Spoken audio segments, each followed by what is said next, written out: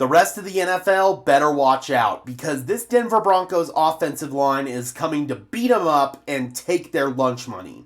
What's going on, Broncos country? Welcome into our next positional deep dive video for the 2025 season. I'm your host, Gage Madrid. In this series, we go in depth on each position group for the Denver Broncos, assess their strengths, assess their weaknesses, and determine how they're going to contribute for the upcoming season. And today, we're moving into the offensive side of the ball, and we're getting nasty. We're talking offensive line, one of my favorite subjects to discuss. But before we get into it, guys, if you could just do me a big favor and smash the like button on this video, as well as subscribe to the channel, I would really appreciate it. Those are both free and easy ways to show your support. It helps tell YouTube's algorithm to push us out, and it helps us get seen by more and more members of Broncos country just like you and me. As I always like to say, this game is won and lost in the trenches. We've spent the last 2 days previewing the trenches on the defensive side of the ball with the defensive line and the edge rushers, and now moving into this offensive line, they are truly one of the top units in all of football. I'm going to go off some of the stats as a unit for this offensive line, and then we'll go over the players individually. But as a unit, they had an 83.6 PFF pass blocking grade, which was the best in the league. Their run blocking, little bit left to be desired, a 70.7 PFF run blocking grade, which is 28th in the league. But they were truly one of the top pass protecting lines in almost all advanced metrics. 98 total pressures allowed, which is towards the top of the league. 14 sacks credited to the line. That's an incredibly low number. Just 15 quarterback hits allowed that didn't result in sacks, 69 quarterback hurries or quarterback flushes, 42 total penalties. That's towards the top of the league in almost every single category, with the exception of penalties. That's a little bit too high, but everything else, really, really good, man. Just as a collective unit, they do a great job of keeping the quarterback's jersey fresh, and that's their number one job at the end of the day. I don't want Bo Nix to take hits, and this offensive line does a great job of ensuring that Bo Nix doesn't take hits. And now let's go ahead and get into the individual player breakdowns. We're going to move from left to right here, so we're going to start off with Garett Bolles, the longest tenured player on the Denver Broncos roster right now. He's been here since 2017, 33 years old already. Yes, Bolles was an older player coming in, but the fact that he's one of the elder statesmen on this Broncos roster just makes me feel super old, man. I was 17. I was a senior in high school when Garett Bolles got drafted, and now he's freaking the longest tenured player on the team. Seriously, I feel so old, but ever since 2020, when he really started to put things together, his second year being coached by Mike Munchak, he's been one of the top left tackles in the league. He takes pride in not letting his quarterback get hit. He only allowed 20 total pressures on 671 pass blocking snaps last year. That's 18th best amongst tackles with a minimum of 300 snaps. 2 sacks allowed, 11th best, and 2 non-sack quarterback hits allowed, 10th best. I understand that there are some fans out there that get frustrated that Bolles holds. Every single offensive lineman in the league gets beat, even the best of them. When that happens, I would much rather them hold and grab onto them and prevent my quarterback from taking a big hit than have them let him go, not hold, and have my quarterback get his head chopped off. Garett Bolles said it. His job at the end of the day is to keep his quarterback's jersey fresh, and sometimes that means he's got a hold. It's frustrating, I get it, but I like to look at it like this. Both plays are going to be negative plays, a holding penalty or a sack. At least with a holding penalty, your quarterback's not getting hit, and you get to repeat the down, so in theory, you get an opportunity to get the yardage back. When you hold, it gives you the opportunity to live to fight another down. Now, holds in the run game are a lot more frustrating than holds in the pass game for me. Holds in the run game are almost inexcusable. Bolles had 12 penalties accepted total. I believe 6 of them were holds in the pass game, and then 4 of them were holds in the run game. The other ones were pre-snap penalties or something else. So, at the end of the day, I can understand that holding gets frustrating with Bolles, but It's much better than having Bo Nix take a big hit and potentially get hurt. In terms of run blocking for Garett Bolles, 398 run blocking snaps, a 71.0 PFF run blocking grade, 21st or 24th amongst tackles, 6 blown run game blocks, and just a 1.6 blown run game block percentage. So Bolles is consistent both in the passing game and in the run game. He doesn't let Bo Nix get hit, and he's really solid mauling cats up front in the run game. He doesn't blow blocks.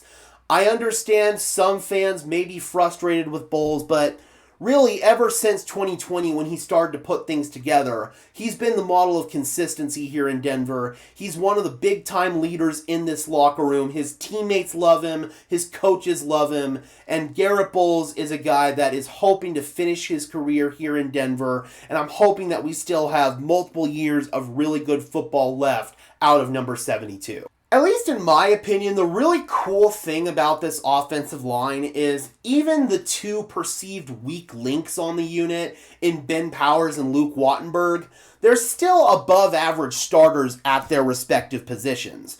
Starting off with Ben Powers, he had 686 pass blocking snaps last year, which was the 11th most amongst guards. 21 total pressures allowed, 17th best amongst guards with a minimum of 300 snaps. Just 3 sacks allowed, 3 non-sack quarterback hits allowed, 15 quarterback hurries allowed, a 98.1 pass blocking efficiency, 12th best, and I forgot to mention that metric with Bolles. He had the 4th best amongst tackles at a 98.3%. But back to Powers, in terms of pass blocking, above average. Definitely above average, and even run blocking, I'd say he's right at about league average, because remember, there are 64 starting guards in the league. He had 402 run blocking snaps, which was 28th in the NFL, a 60.7 PFF run block grade, which is 30th, again, right about at league average for guards, 13 blown run blocks, and a 3.4% blown block rate, so you could do a lot worse than Ben Powers at left guard, and you could also do a lot worse than Luke Wattenberg at center. In terms of pass pro, Luke Wattenberg is actually elite. He's one of the best pass protection centers in the NFL last year.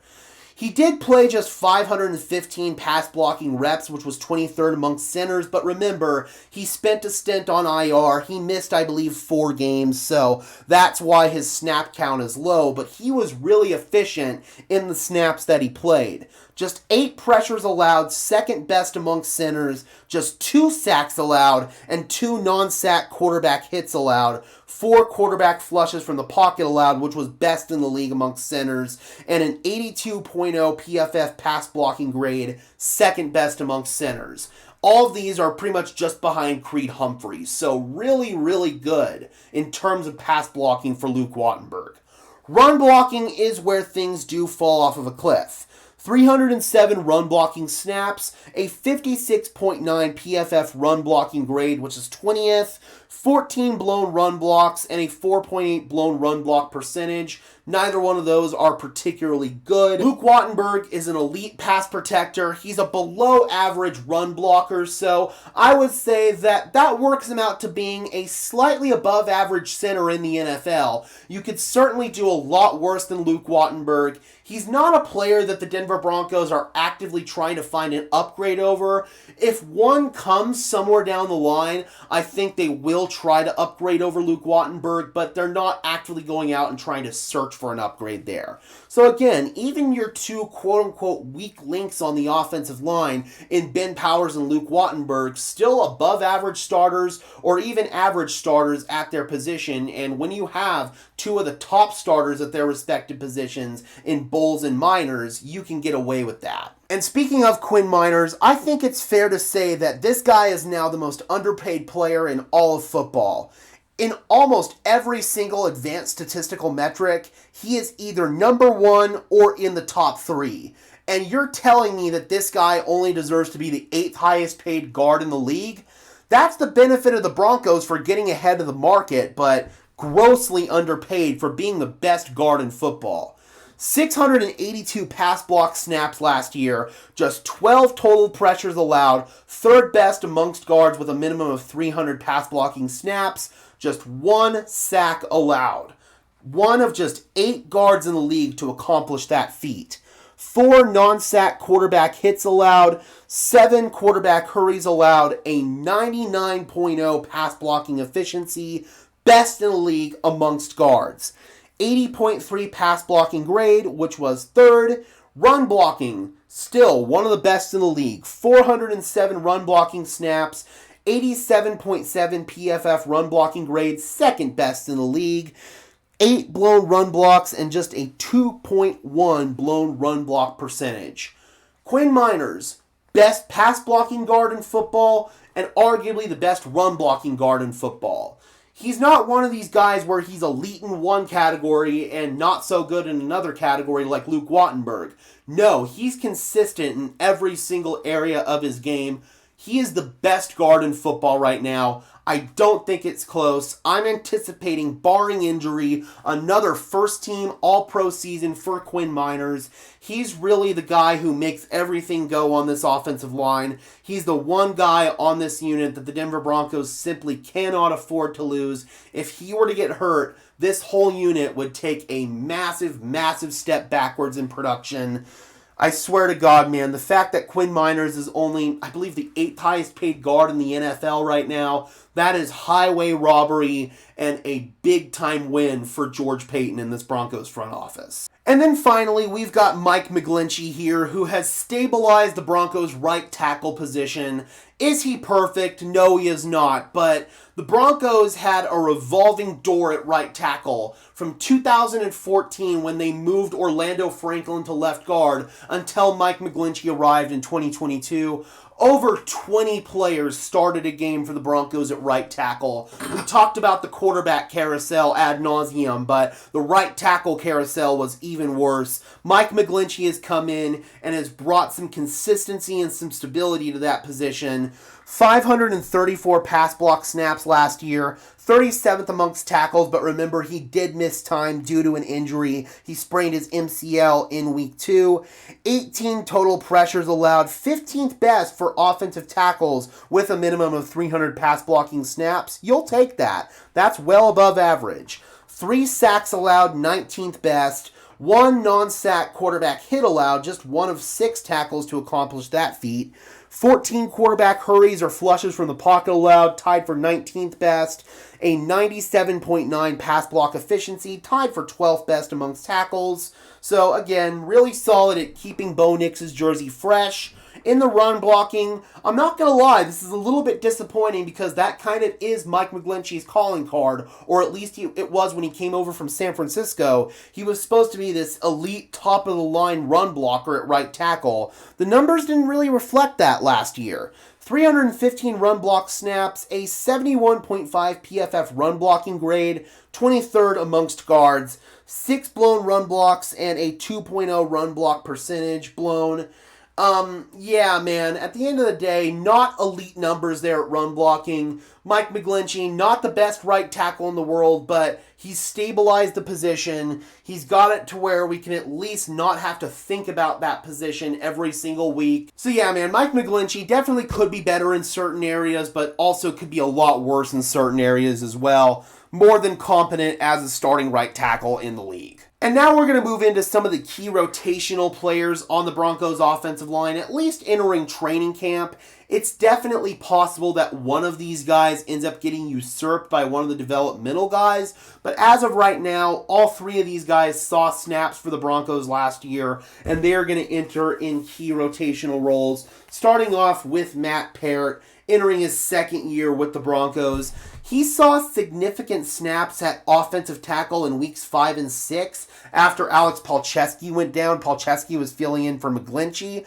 But Peart's primary role with the Broncos was as a jumbo tackle, a jumbo tight end at the end of the line for the Broncos. He played 69 snaps at that position. He signed a 2-year extension with the Broncos to presumably continue that role. The Broncos, especially when they're in short yardage situations and want to run the ball, they'll bring in an extra offensive lineman, and Matt Peart filled that role rather well.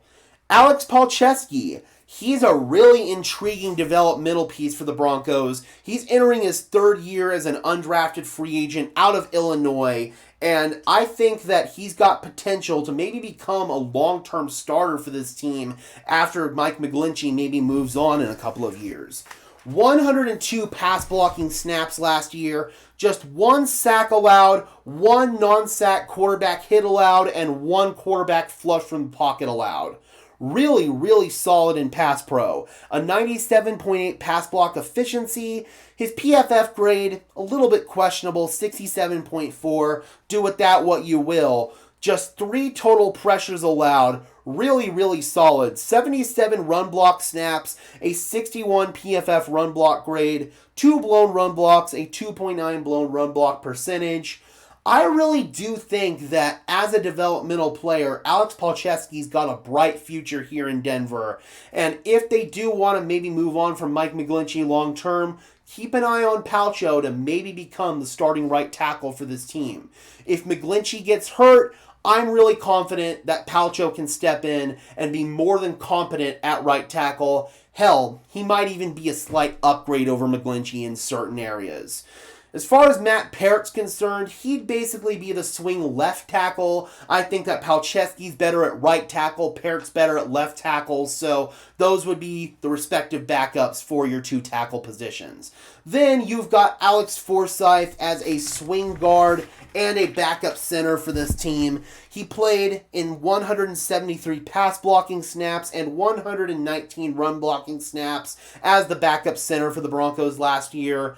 2 sacks allowed in those snaps, 8 total pressures, 1 non-sack quarterback hit, and 5 quarterback flushes from the pocket, 96.9 pass block efficiency, and a 58.8 PFF pass block grade, a significant step backwards in pass protection from Luke Wattenberg. However, maybe a slight upgrade in the run game.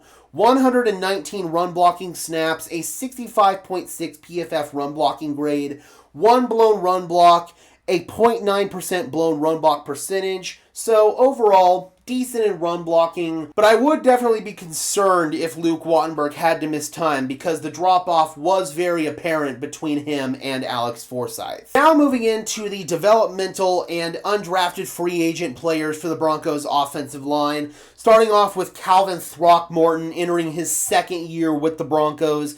He played just 3 offensive snaps and 12 special team snaps last year, so didn't see a lot of playing time. Frank Crum also entering his 2nd year with the Broncos, the former undrafted free agent out of Wyoming last year. He spent the entirety of his rookie season on the active roster, but recorded just 9 offensive snaps and 24 special team snaps. In the preseason and in training camp, he was really raw with his technique. He was getting beat out there a lot. He looked kind of like a bull in a china shop. But he does have raw talent. He's got the physical tools. He's just got to put it all together mentally. We'll see if he can do that in this upcoming season. We've got Nick Gargiulo, also in his 2nd year with the Broncos, the former 7th round pick out of South Carolina. He spent his entire rookie season on the practice squad, played 0 snaps for the Broncos last year.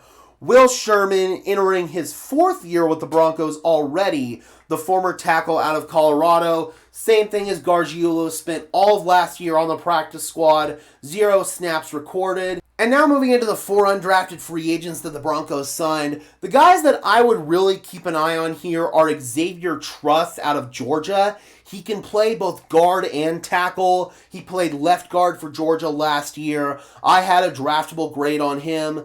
Clay Webb out of Jacksonville State, left guard for them last year. He would have been drafted if it weren't for an off-the-field incident that he had in high school. Do yourself a favor, don't look it up. But the Broncos, they're somebody who really vets character issues and concerns with players. They've got a team who's dedicated to that. So if the Broncos were comfortable bringing him in, then they clearly felt that these off-the-field issues were just something that he did that was stupid in high school, and that doesn't define him as a player or as a person. I don't know, man. I'm not exactly comfortable with it, but if he is able to step up and play well, I think that he could earn a rotational guard spot for this team. Joe Mikowski at center. I think that he's got potential to maybe beat out Alex Forsyth as the backup center. He was really good for Oklahoma State last year. Kind of surprised that he went undrafted, so keep an eye on him as potential competition at the backup center position. And then Marcus Cox, the tackle out of Kentucky, pretty much just competing for a practice squad spot at this point in time. All right, Broncos country, let me know in the comment section below, how comfortable are you in this offensive line depth? If one of the starters were to go down, are you confident in one of these backups being able to step up? And how confident are you in the starters to be one of the best offensive lines in the NFL? Drop those comments down below, guys. I would love to hear your thoughts, as always. Be sure to leave a like on this video, as well as subscribe and ring the bell so these videos appear in your notification feed. I would really appreciate it, guys. Those are both free and easy ways to show your support. It helps tell YouTube's algorithm to push us out, and it helps us get seen by more and more members of Broncos country just like you and me. And until next time, guys, I'm your host, Gage Madrid, saying peace out.